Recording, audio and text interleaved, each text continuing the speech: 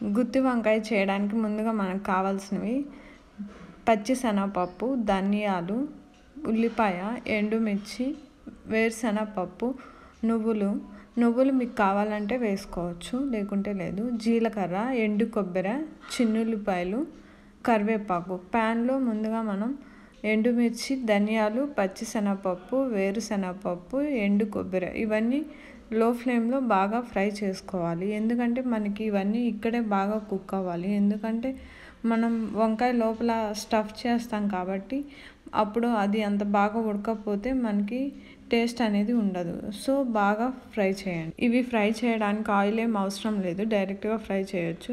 ఇప్పుడు ఇవి ఫ్రై అయ్యాక మనం నువ్వులు, జీలకర్ర, చిన్నుల్లిపాయ, కరివేపాకు ఇవి ఇప్పుడు యాడ్ చేసుకోవాలి.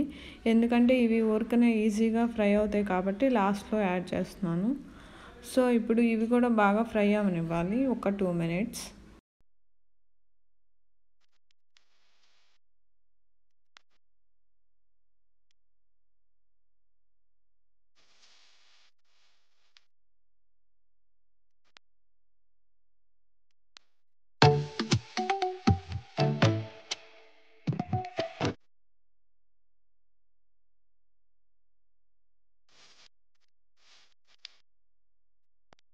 ఇప్పుడు ఉల్లిపాయలు యాడ్ చేసుకోవాలి. యాడ్ చేసుకొని ఇవి కూడా ఫ్రై చేయాలి, అందులో ఉన్న వాటర్ మొత్తం పోయే వరకు.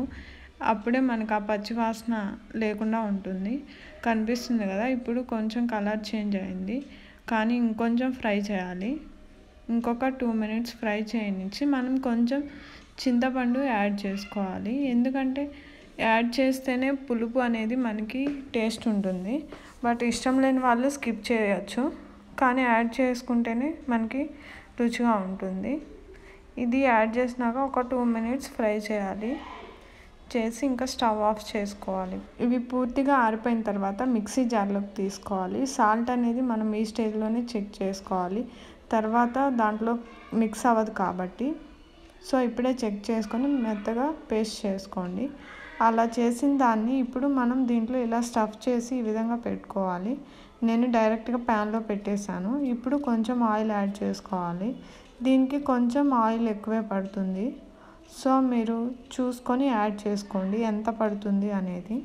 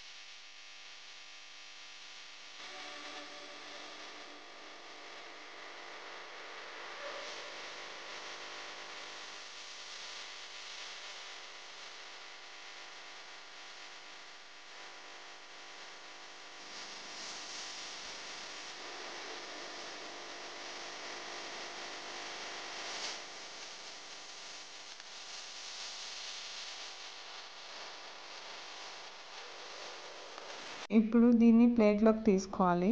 రెడీ అయిపోయింది. మనం ఇలా చేసుకున్న ఫ్రైని సైడ్ డిష్గా పెట్టుకుంటే చాలా బాగుంటుంది.